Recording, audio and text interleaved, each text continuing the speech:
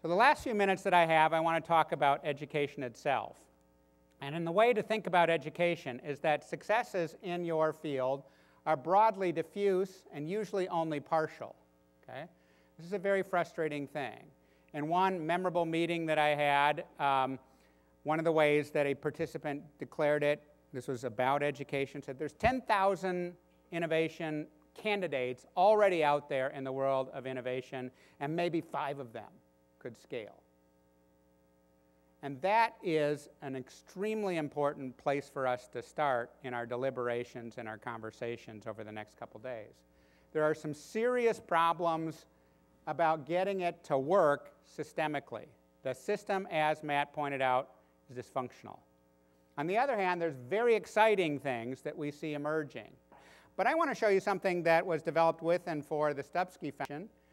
What you're seeing here is a dashboard for a hypothetical school system in Atlanta. Disadvantaged school system, very difficult district. And what you're seeing, in fact, is a bunch of modules that would be selected by the individuals in that school system, specifically tailored to the issues that they're trying to address. So let's just go a little step further, double-click on Ms. Wilson's class in 5th grade. What she's got is a variety of problems: classroom discipline problems, math skill problems, problem behaviors.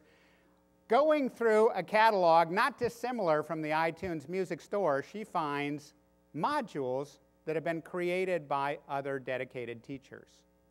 Let's further imagine that there's a dedicated teacher somewhere in Detroit who has tried to figure out how to deal with disadvantaged, disaffected, surly, and completely disconnected kids for a long time, but still feels that he or she has the obligation to teach those kids to do fractions. So imagine, if you will, that there is, as you see here in the middle at the top, a math skills module that is all about using rap music and gang analogies to teach fractions.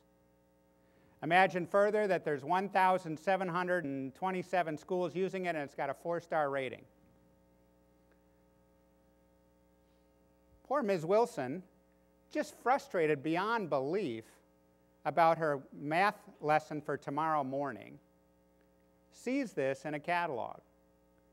She clicks on it, and underneath the clicking is all the stuff that she needs to try it tomorrow, including YouTube videos to see how it might work and things like that.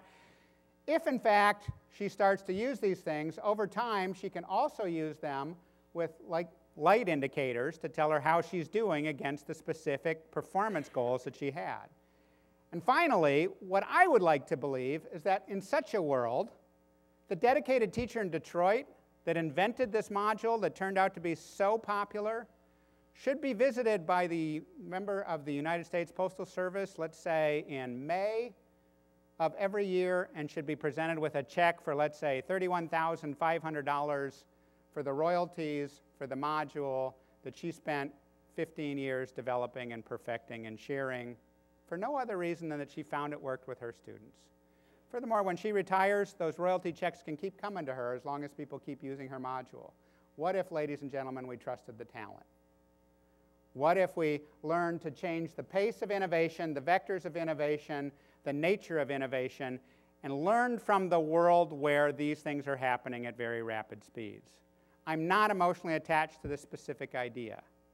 I am deeply, however, affected by this way of thinking.